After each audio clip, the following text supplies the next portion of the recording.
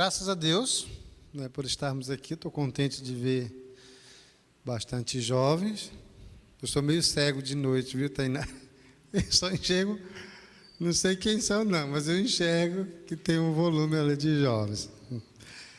Meus queridos, ao Senhor nosso Deus, toda a honra, toda a glória e todo o louvor. Vamos dar continuidade sobre os princípios que são importantes para a vida do jovem cristão, para o nosso fortalecimento, para o amadurecimento, desenvolvimento e, enfim, para a preparação para nós estarmos prontos, dispostos e determinados para a obra do Senhor nosso Deus. Hoje nós vamos aprender alguns princípios sobre o reconhecimento do jovem cristão em relação a Deus. O quanto que é importante nós entendermos de onde Ele nos tirou, onde nos colocou e qual o seu propósito para a nossa vida. Tá bom? Por isso eu quero que vocês peguem a Bíblia de vocês nesse exato momento e acompanhem no Data Show.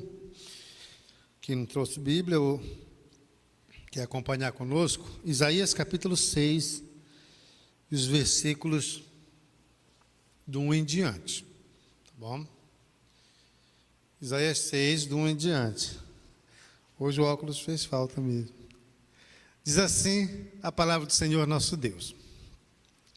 No ano da morte do rei Uzias, eu vi o Senhor, assentado sobre um alto e sublime trono, e as abas de suas vestes enchiam o templo. Serafins estavam por cima dele, cada um tinha 6 asas. Com 2 cobria o rosto, com 2 cobria os pés, e com 2 voavam.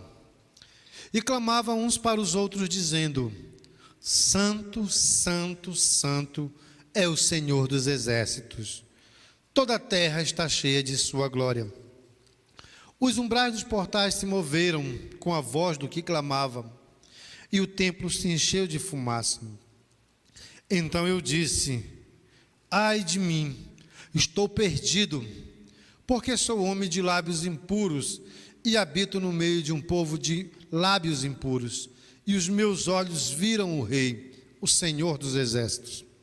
Então um dos serafins voou para mim, trazendo na mão uma brasa viva, que havia tirado do altar com uma pinça. Com a brasa tocou a minha boca e disse: Eis que esta brasa tocou os teus lábios, a sua iniquidade foi tirada, e o seu pecado perdoado. Depois disso, ouvi a voz do Senhor que dizia: A quem enviarei? E quem há de ir por nós? E eu respondi: Eis-me aqui, envia-me a mim. Então ele disse: Vá, diga a este povo: ouçam, ouçam, mas sem entender. Vejam, vejam, mas sem perceber. Torne sensível o coração deste povo, endureça-lhes os ouvidos, feche os seus olhos, para que não venham a ver com os olhos, ouvir com os ouvidos e entender com o coração, e se convertam e sejam curados. Então eu perguntei: Até quando, Senhor? Ele respondeu: Até que as cidades estejam em ruínas e fiquem sem habitantes, as casas fiquem sem moradores e a terra esteja em ruínas e devastada. E o Senhor afaste dela o povo, e no meio da terra sejam muitos seus lugares abandonados. Mas se ainda ficar a 10ª parte dela, tornará a ser destruída, como terebinto e como carvalho, dos quais depois de derrubados, ainda fica o toco, assim a santa semente será o seu toco. Pai, muito obrigado pela sua palavra que é abençoada. Acrescenta essa palavra ao nosso coração. Fala ao nosso coração de forma que nós possamos compreender, sermos transformados, edificados, preparados, Senhor, que possamos estar atentos aos teus princípios, a fim de praticá-los, Senhor, a fim de vivenciá-los, para prestar ao Senhor honras e glórias que lhes são devidas, Senhor. Em nome de Cristo Jesus, prepara cada coração nesta noite, que a nossa concentração seja para os teus princípios, que o nosso interesse seja em aprender a tua palavra, que a nossa vontade seja em ser edificado agora e sempre, Senhor. É o nosso pedido, em nome de Jesus. Amém e amém. A palavra de Deus, ela apresenta em Números inúmeras narrativas de personagens que vivenciaram a diferença, que fizeram a diferença em seu tempo, que foram confrontados, que foram desafiados, e assim sucessivamente, adolescentes, jovens, adultos, idosos, tá certo? Cada um deles com sua narrativa e princípios de edificação. A narrativa aqui abordada, ela apresenta a vida, parte da vida de Isaías, o momento em que ele teve o seu encontro com Deus. E vale a pena ressaltar que este momento ele foi registrado de forma bem detalhada, para que nós pudéssemos compreender estes princípios.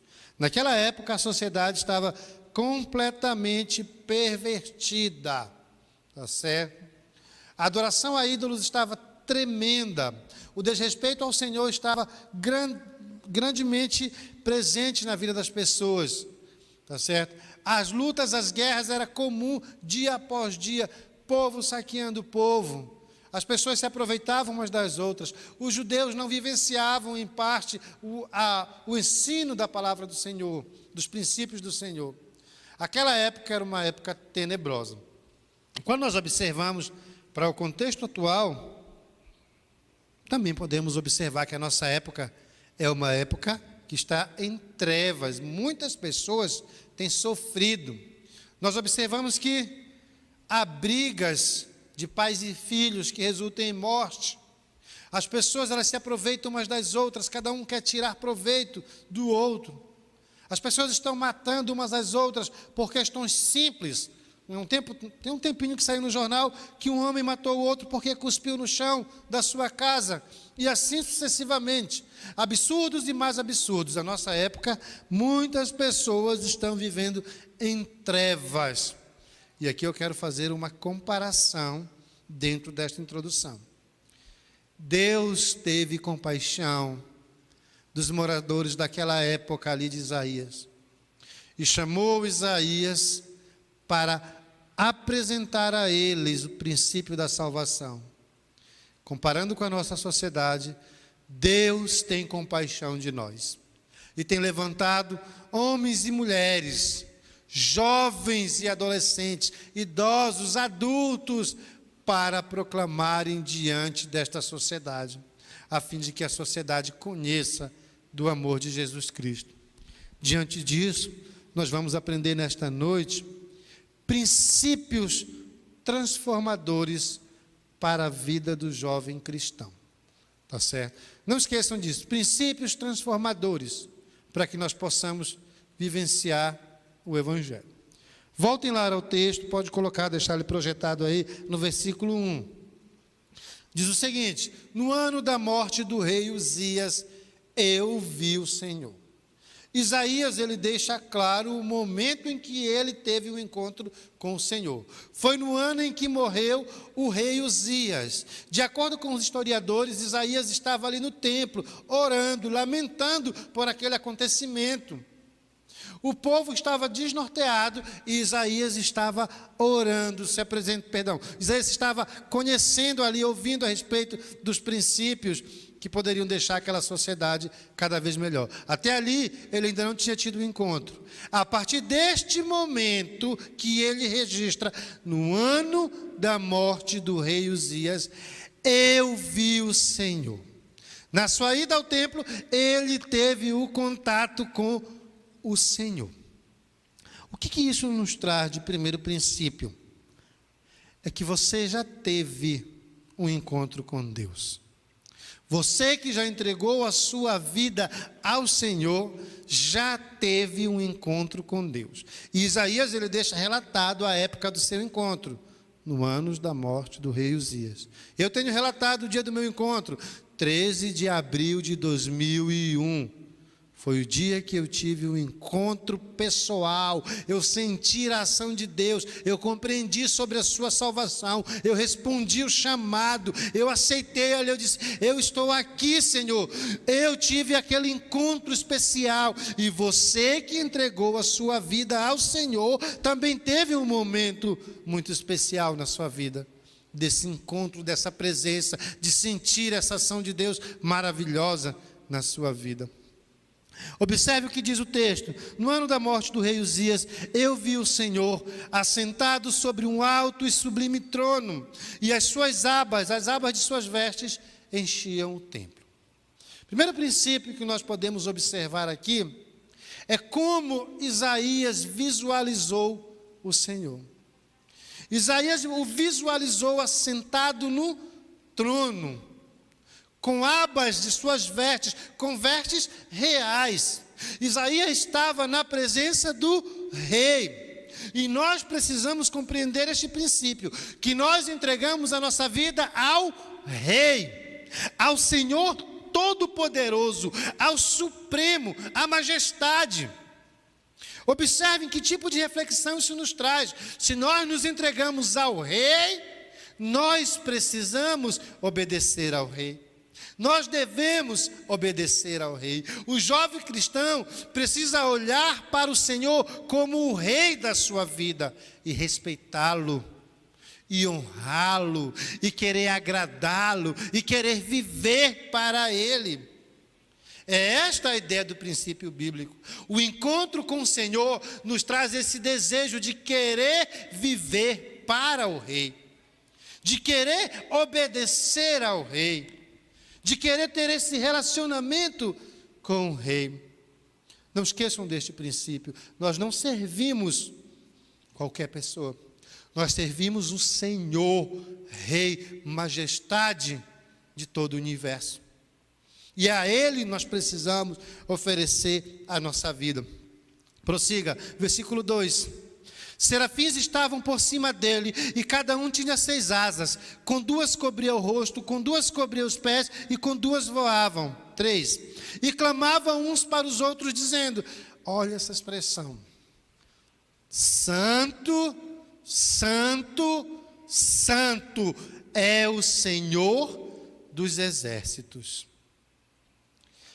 Isaías pôde perceber naquele momento que além dele estar na presença do rei, do qual ele deveria obedecer, do qual ele deveria respeitar e honrar, que aquele rei era diferente de todo e qualquer rei que ele já pudesse ter conhecido ou ouvido falar ali naquela terra. Vejam que os serafins diziam a respeito daquele rei, Santo, Santo, Santo, 3 vezes santo, é a expressão da grandeza, da santidade do Senhor. Ele estava na presença daquele que é imaculado, daquele que não tem sujeira nenhuma, daquele que é sem pecado, que é puro. Pastor, o que isso nos traz de ensinamento? Que aquele para quem nós entregamos a nossa vida é o rei, e deve ser reconhecido como tal, que ele é o santo, e precisa ser reconhecido como o tal. O nosso Deus não falha, o nosso Deus não erra, nele não há sombra de dúvidas, nele há a pureza, ele é a pureza em sua essência, e é ele que nós devemos vivenciar dia por dia os princípios, seguir e amá-lo. Não é outro rei sujeito a erros, é o inabalável, é o limpo, é o perfeito. Essa ideia da santidade, da pureza de Deus, é algo que ele requer de nós. Ele é santo e exige que nós também sejamos santos. Em 1 de Pedro 1,16 ele vai dizer assim, sejam santos, porque eu sou santo. Porque está escrito, sejam santos, porque eu sou santo. Observem que ele se apresenta a nós e ele nos ensina como devemos ser. Qual é a ideia, pastor? A ideia é que você, vocês que estão aí online assistindo, devemos ser santos. Mas não é essa a ideia de sermos adorados por alguém, que é uma ideia errada que os grupos religiosos têm. Mas é uma ideia de nós sermos separados do mundo e consagrados para Deus. A ideia de ser santo não significa somente ser separado do mundo. Tem muitas pessoas que são separadas do mundo, que são pessoas boas diante da sociedade, que fazem ações maravilhosas, mas elas não vivenciam a segunda parte da ideia da santidade: ser consagrado para Deus. Jovens, vocês entregaram a vida de vocês, eu entreguei a minha vida ao Senhor, para reconhecer Ele como Rei, para reconhecer a sua santidade. E esse reconhecimento da santidade se dará através da nossa vivência como jovens santos, como jovens consagrados para Ele. E isso nos traz uma breve reflexão daquelas que eu gosto de trazer. Você tem vivido uma vida de santidade, ou seja, você tem se separado do mundo e se apresentado para Deus, e se colocado à disposição para Deus, e dito para Deus: Senhor, eu quero vivenciar o Teu Evangelho a todo instante da minha vida, a todo momento. É essa a ideia da santidade. Jovens que amam a Deus a ponto de se apresentarem para Ele, não cansarem de se apresentar a Ele, não terem vergonha de se apresentar a Ele, não terem vergonha de fazer a sua obra, de testemunhar dEle, de viver para Ele. É essa a ideia bíblica. A santidade precisa fazer parte da nossa vida dia após dia de uma forma autêntica e não teórica. Muitos jovens em determinados locais do planeta vivem de forma teórica. Não conseguem exercer a santidade na sua vida. Observemos então que estes princípios para nós como jovens são princípios edificadores, fortalecedores, que nos motivam a ser diferentes diante da sociedade em que nós vivemos. Isaías, olha só, paramos aqui: clamavam uns para os outros dizendo: Santo, Santo, Santo é o Senhor dos exércitos, toda a terra está cheia da sua glória. Isaías pôde perceber naquele momento ali que o rei que estava ali diante de si, ele era santo e tinha o domínio de tudo em poder, que ele era o grande responsável pelo fato do mundo existir, que toda a sua presença, a sua glória, o seu poder estava presente em toda a face da terra. Isaías reconheceu: toda a terra está cheia da sua glória. O que isso nos traz, pastor, de compreensão?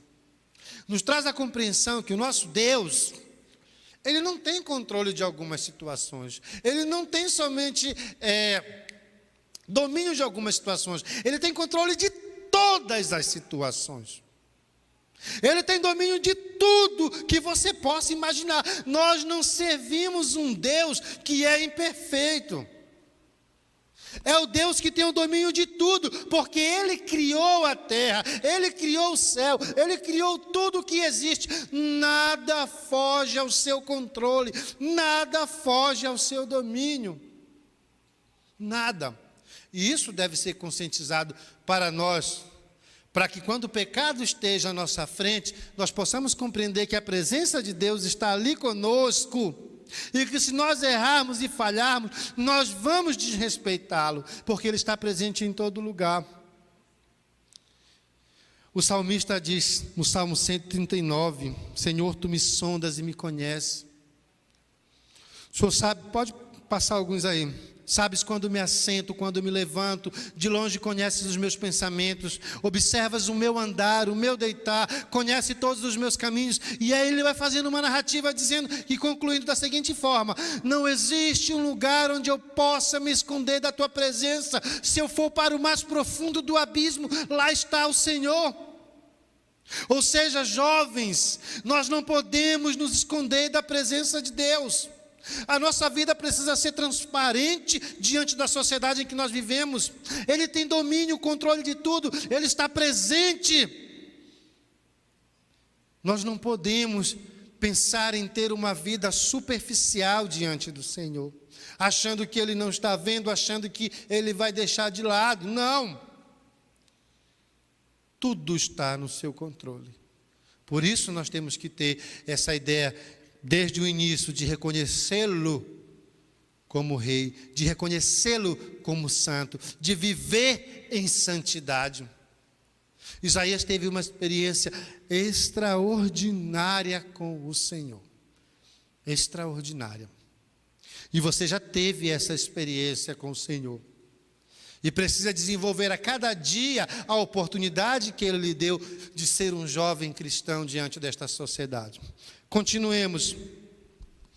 Versículo 4. Os umbrais das portas se moveram com a voz do que clamava, e o templo se encheu de fumaça. Ainda a ideia do poder, da majestade e da glória de Deus. Continue. Então eu disse: ai de mim, estou perdido. Meus queridos jovens, quando Isaías ele teve o seu encontro com o Senhor, ele reconheceu a sua posição diante de Deus. E olha que naquela época, quando o Senhor se apresentava diante dos homens, era para punir ou dar-lhes uma missão a ser cumprida. Mas ele estava diante de um pecador que disse: ai de mim, eu estou perdido. Isaías reconheceu a posição que ele estava diante do rei, diante do santo, do todo-poderoso. Eu estou perdido. Por quê? Porque eu sou um homem de lábios impuros. Ele foi muito sincero.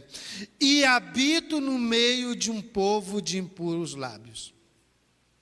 Vamos fazer uma análise agora na nossa vida. Vamos ver como é que está a nossa situação diante de Deus. Quando você fala para a honra e a glória do Senhor? Ou você fala para causar dissensões, desrespeitos, brigas? Ou você fala baixarias? Ou você fala palavras que são tidas como sujas diante do Senhor? Ou você fala para a edificação? O apóstolo Paulo, quando escreveu aos Efésios, ele disse: olha, que da vossa boca não saia nenhuma palavra torpe, mas palavra que seja unicamente para a edificação. Essa é a ideia. Não use uma linguagem grosseira. Não digam coisas tolas nem indecentes, pois isso não convém para você que é cristão. Essa é a ideia bíblica. Isaías reconheceu a sua posição, não somente no falar, mas a sua posição como um homem sujo diante de Deus. E essa reflexão é para nós, é no falar, é no pensar. Em que é que nós temos pensado recentemente, todo dia da nossa vida? O que nós temos pensado? Se nós temos pensado em besteira, nós só podemos tirar besteira da nossa mente.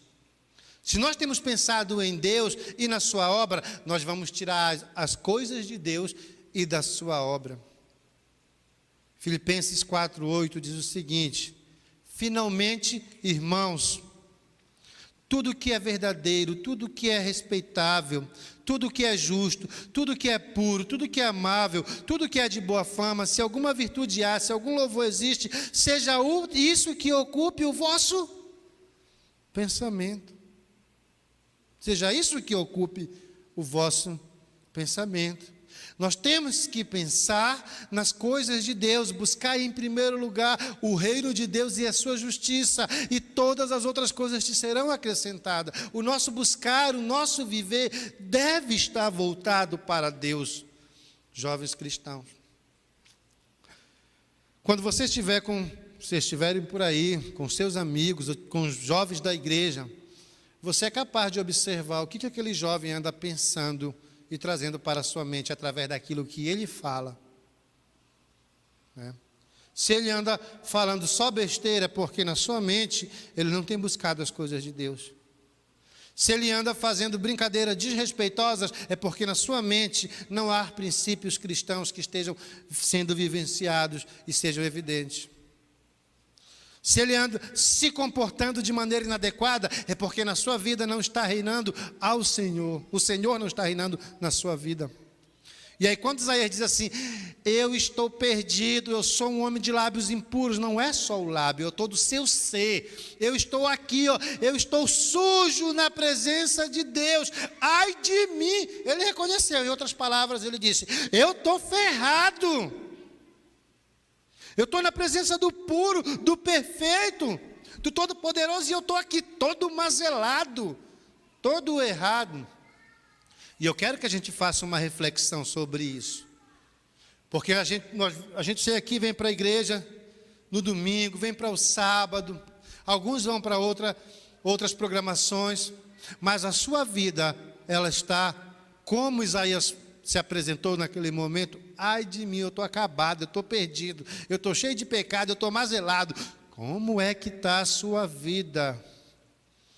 Mas o interessante de tudo é que ele reconheceu a condição que ele estava. Ele disse assim, ó: e eu estou no meio de um povo de impuros lábios. E ele apresentou a sociedade do qual ele fazia parte. Eu sou sujo e a sociedade que eu faço parte é suja do mesmo jeito. E nós estamos cercados de pessoas mal intencionadas, de pessoas que têm pensamentos impuros, que não se preocupam com você, de pessoas que não querem o seu bem, que querem lhe tirar. Nós temos sido cercados por pessoas diante da sociedade, e nós devemos ter muito cuidado com isso. Isaías então se apresentou ali como alguém sujo que precisava estar limpo na presença de Deus. O interessante é que após ele reconhecer a sua falha, o seu erro e a sua condição, olha o que lhe acontece. Volta lá no versículo. Então disse eu: ai de mim, estou perdido, porque eu sou um homem de lábios impuros e habito no meio de um povo de impuros lábios. Os meus olhos viram o Rei, o Senhor dos Exércitos. Já sabia diante de quem eles estavam. Continua. Então um dos serafins voou para mim, trazendo da mão uma brasa viva que havia tirado do altar com uma pinça.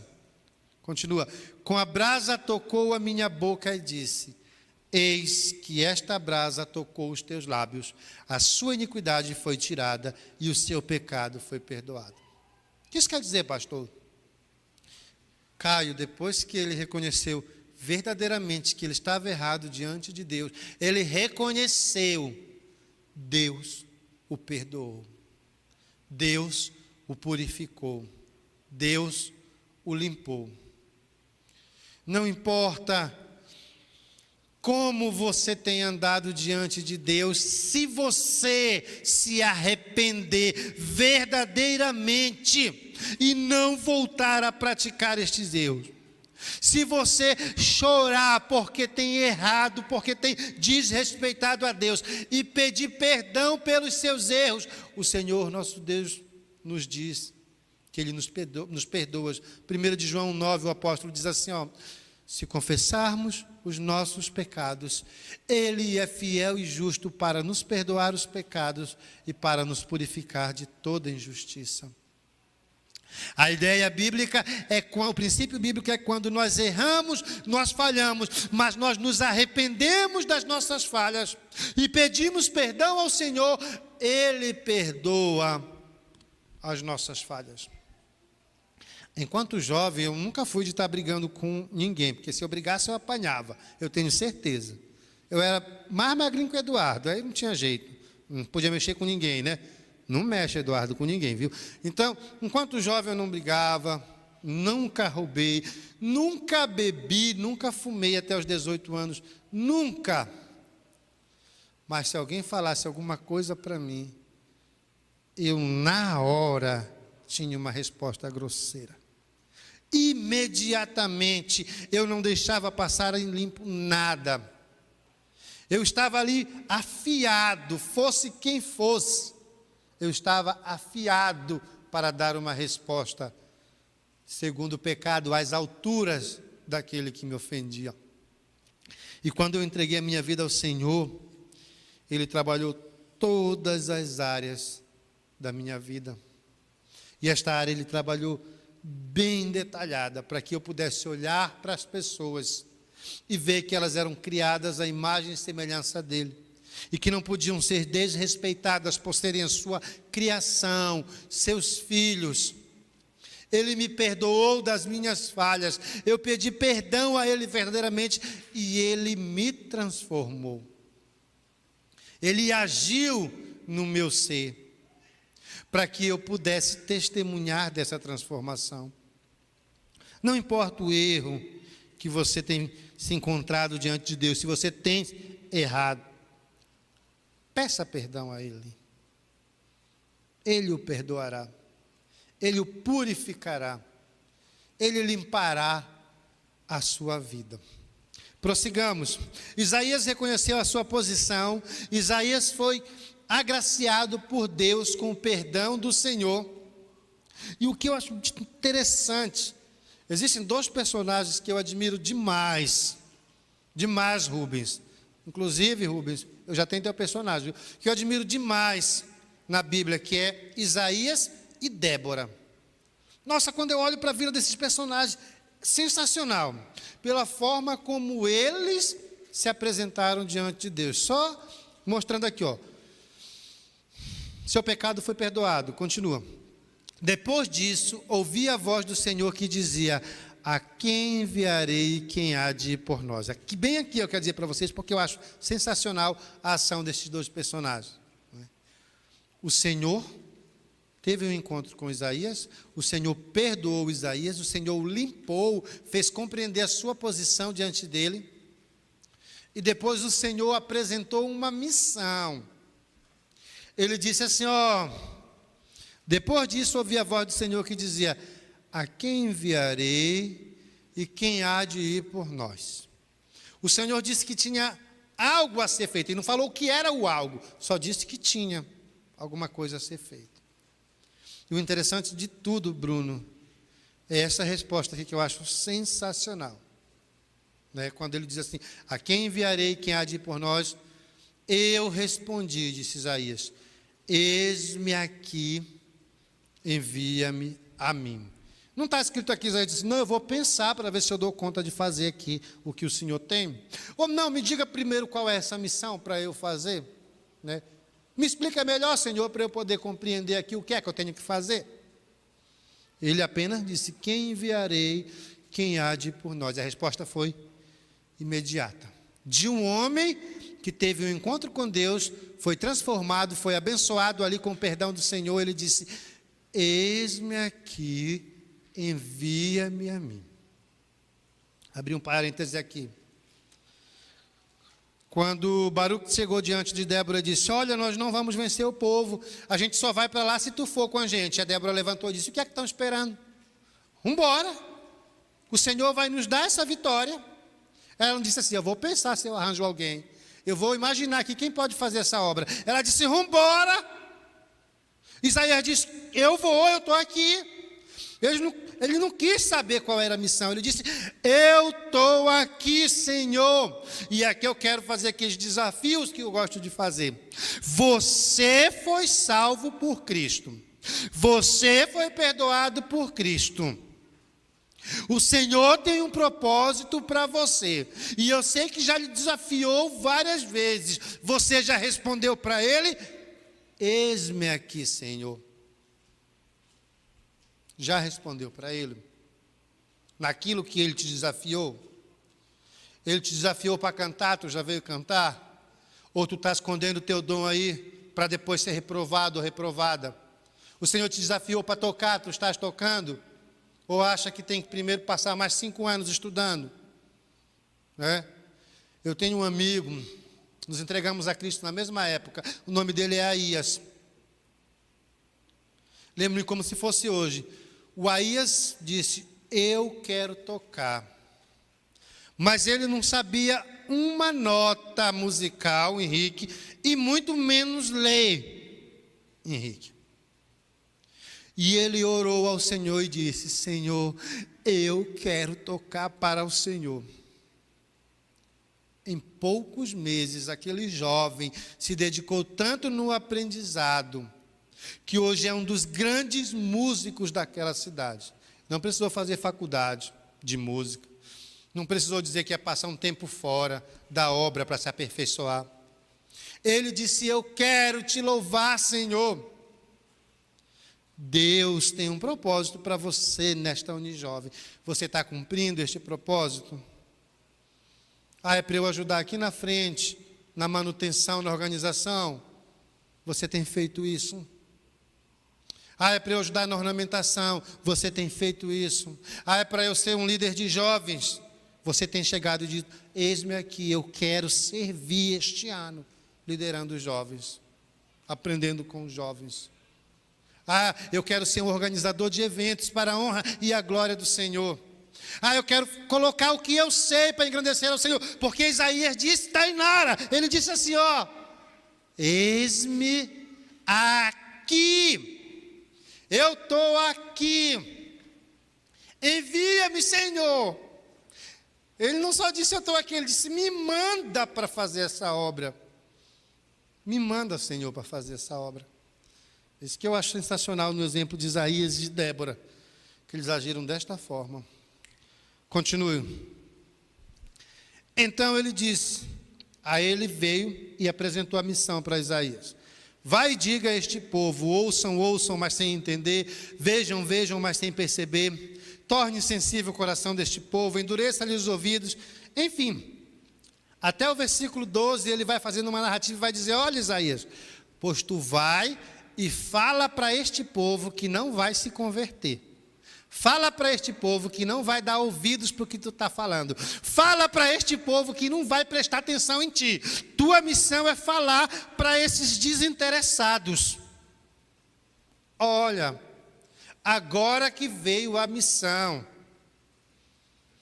Viu, Caio? E, às vezes, eu lembro muito na minha época de jovem, quando nós reuníamos e dizíamos assim, nós vamos eleger a nova diretoria de jovens.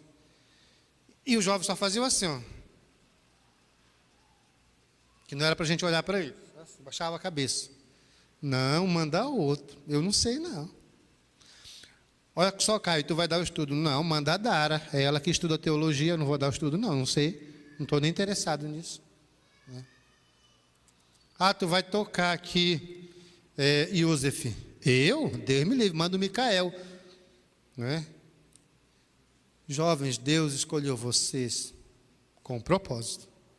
Ele não faz escolha sem fundamento, sem propósito, sem objetivos. Nós fomos feitos para o louvor da glória de Deus. Tá certo? Uma missão foi dada a você. Se você ainda não sabe qual é essa missão, chegue na sua casa e ajoelhe, clame, chore ao Senhor e diga, Senhor, me mostra o que eu tenho que fazer nesta Unijovem, nesta igreja, nesta sociedade. Senhor, me faz te amar tanto a ponto de desejar fazer a tua obra a todo momento na minha vida. Senhor, me dá uma missão, me esclarece, me mostra a missão que o Senhor tem para mim. Porque nós não fomos chamados, isso eu tenho certeza, para somente vir no sábado aqui, depois voltarmos para a nossa vida normal. Não. Ele tem um propósito com o nosso chamamento, com a nossa vida. E você reflita nisso. Tá certo? Vocês já tiveram verruga? Quem já teve uma verruga aí? Eu tinha uma aqui na mão. É bom ter verruga? Ou coisa enjoada, né? Sabe o que eu fazia, Eva? Eu pegava ela e passava assim no chão, no cimento, para ver se ela saía. Aí saía sangue, mas ela permanecia aqui. Ou coisa indesejada é uma verruga. O jovem que foi chamado e está calado, quieto, esquentando o banco, parece uma verruga. Parece uma verruga. Ele não está promovendo vida, e às vezes o seu testemunho está estragando vidas. Ele está ali, de fora, encostado. E essa não deve ser a situação de nenhum de nós aqui. De nenhum. Nós não fomos chamados para sermos que nem verrugas. Nós fomos chamados para sermos jovens ativos, determinados, ousados, dispostos por Deus. Custe o que custar, dispostos mesmo, por amor a Deus, não para aparecer diante da sociedade, não para que as pessoas vejam a gente trabalhando, mas para que nós tenhamos o prazer de saber que nós estamos adorando a Deus, proclamando o seu nome, vivendo para Ele. brilhar diante da sociedade em que nós estamos. Tá certo? A missão foi dada a Isaías. Ele aceitou. Ou seja, seguir a Jesus, Rubens, não é fácil. Exige renúncia, Maiana. Exige que a gente olhe para a nossa vida e deixe algumas coisas de lado. Às vezes é a maneira de falar, às vezes é a maneira de vestir, às vezes é a maneira de se comportar, às vezes são as brincadeiras indecentes, sem graça. Eu não sei, exige renúncia. Deus quer que a gente abra mão de alguma coisa, daquilo que não está de acordo com a sua vontade, Daniel. Deus quer que nós renunciemos para fazer a sua obra. E o interessante é que Isaías ouviu isso. Rapaz, eu vou pregar para um povo que não quer ouvir, que não vai se converter, que não vai me dar atenção. E aí ele pergunta, mas até quando, Senhor? Deixa eu falar no versículo 12, vê lá. E o Senhor, no 11, então eu perguntei, até quando, Senhor?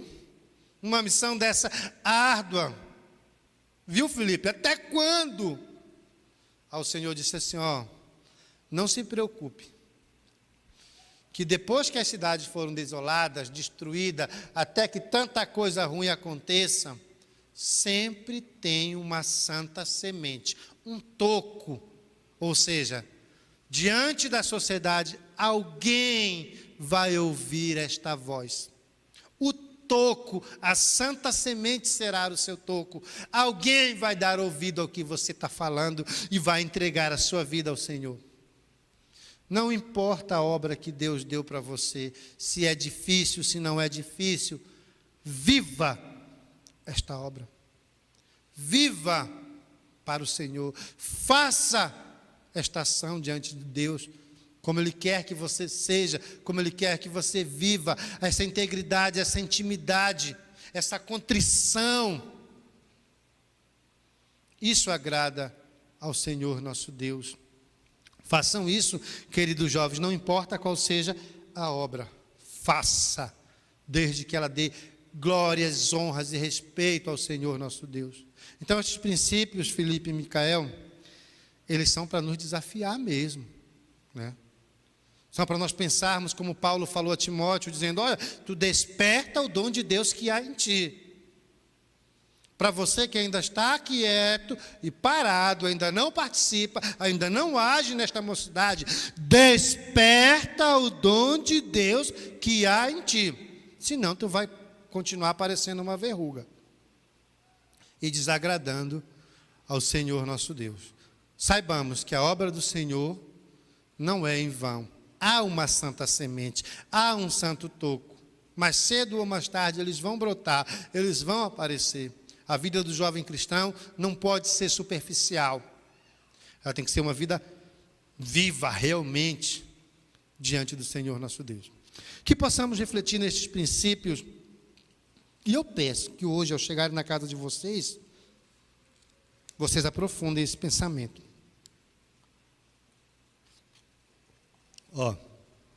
Tive um encontro com Deus. Deus me perdoou. Deus me desafiou. Se você ainda não se sentiu desafiado, ore e peça para Ele mostrar o que fazer. E se você não disse sim, meu amigo, pare com isso. Olhe para o Senhor e diga sim, porque se há alguém que merece o nosso sim, é o Senhor. Ele merece o nosso sim. Diga sim para Ele e cumpra aquilo que Ele tem para você. Aqui neste lugar, ou em qualquer lugar para onde você vá, cumpra o propósito de Deus para a sua vida. Que Deus em Cristo nos abençoe.